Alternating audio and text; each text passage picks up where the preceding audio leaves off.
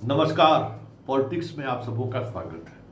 और आज हम पॉलिटिक्स में उस पॉलिटिक्स की चर्चा करने जा रहे हैं जो पॉलिटिक्स आज हाथों के सामने से सत्ता खिसक रहा है और चेहरे पर तब भी मुस्कुराहट बनी हुई है।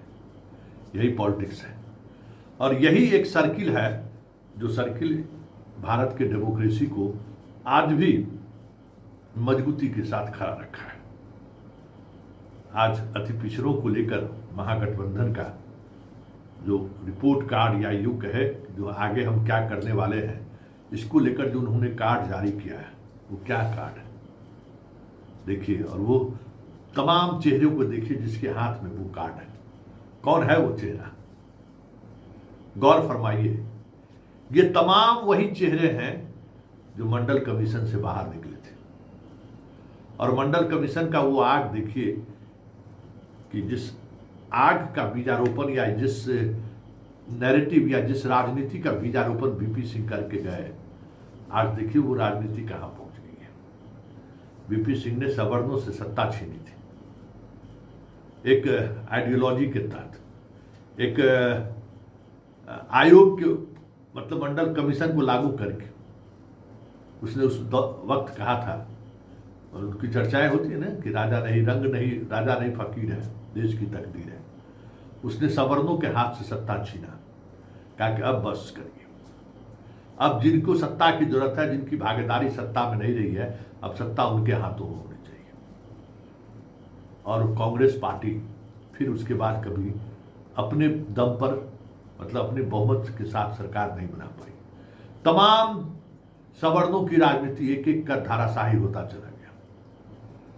और फिर उस दौर में, मंडल के दौर में, यूपी में मुलायम सिंह यादव और बिहार में लालू यादव बाहर आए उसी दौर में। और आज सियासत देखिए, क्या 2024 के लोकसभा चुनाव में अखिलेश वो कर चुके हैं जो काम आज तेजस्वी ने किया।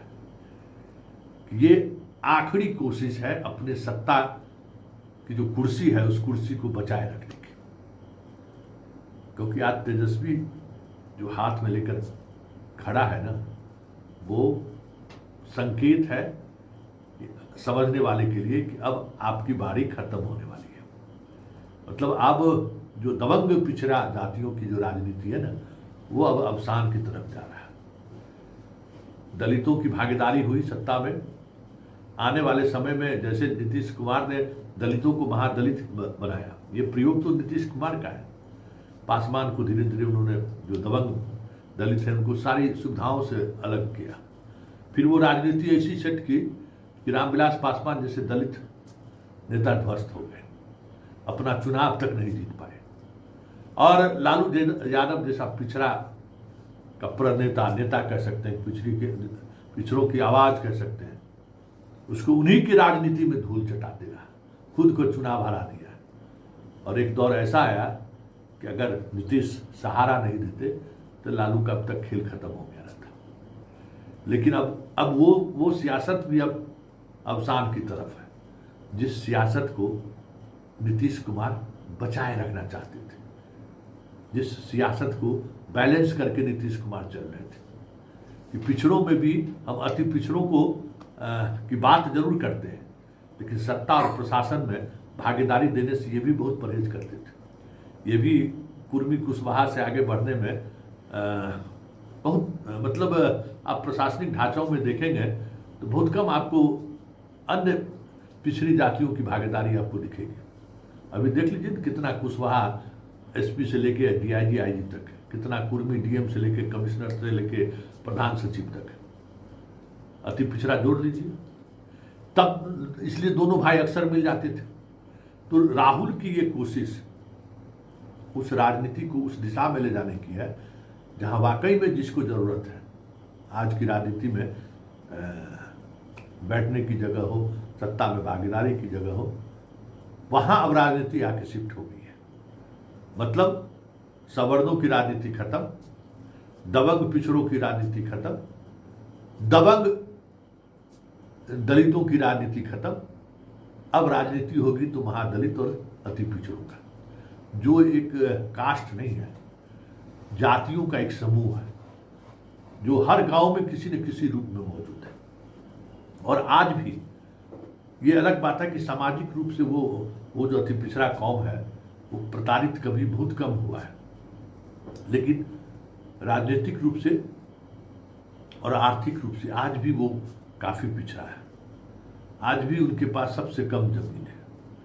आज भी अगर कहीं कोई बात होती है तो अगर उस गांव में अगर सबसे ज़्यादा कह सकते हैं कि अपनी आवाज़ नहीं मिला पाने वाली अगर जाति की बात करेंगे तो वो गांव के तमाम अति पिछड़ी जातियाँ हैं, जो दो तीन चार पाँच घर हर गांव में है, चाहे वो सवर्णों का गांव हो चाहे यादवों का गांव।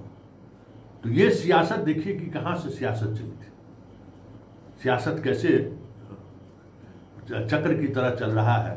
वीपी सिंह के समय ब्राह्मणवाद के खिलाफ एक सियासत हुई, ध्वस्त हो गया। ब्राह्मण के अलावा मुख्यमंत्री आपको कांग्रेस में कोई दिखता था कोई जात का, क्या ध्वस्त हो गया। और उस राजनीति ने समझ जाए कि 90 से लेके 2025 35 वर्षों तक कम से कम उत्तर भारत की सियासत को मंडल कमीशन किसी न किसी तरीके से प्रभावित करता रहा। अब वो राजनीतिक देखिए कैसे नीचे की तरफ बढ़ रहा है। आज का राहुल का वो घोषणा या राहुल ने जो संकेत दिया है वो संकेत साफ है कि अब सत्ता दबंग पिछड़ों के हाथों से मतलब अब बाहर निकलने के लिए कसमकस की स्थिति में है, क्योंकि इस रिपोर्ट कार्ड में बहुत सारे अति पिछड़ों कम्युनिटी का अलग अलग वॉइस को एक जगह करने की कोशिश हुई है। लेकिन बड़ी बात यह है कि क्या राहुल के इस अभियान का 2025 के विधानसभा चुनाव में लाभ मिलेगा? लाभ मिले या ना मिले, लेकिन इतना तो तय है अब बिहार की राजनीति लालू परिवार और नीतीश से खिसक कर किसी और जगह शिफ्ट कर जाए तो कोई बड़ी बात नहीं होगी। और यही दर्द बार बार और इसी चीज़ को उपेंद्र कुशवाहा इंडिकेट करते हैं। उनको पता है कि अगर नीतीश और लालू गए तो फिर बिहार की जो सियासत होगी ना वो एक अलग सियासत होगा, जिस सियासत में न कुशवाहा होगा, न कुर्मी होगा, न यादव होगा। चलिए चलते चलते राहुल की वो बात हम सुन लेते हैं जिस राहुल ने अति पिछड़ों के लिए क्या कहा है। आज भी इस देश में अति पिछड़ा वर्ग है, दलित हैं, आदिवासी हैं, अल्पसंख्यक हैं, जिनको जितनी भागीदारी मिलनी चाहिए नहीं मिलती है। हम अति पिछड़ा वर्ग को एक विजन देना चाहते हैं। हमारे पॉइंट्स हैं 10 पॉइंट्स हैं।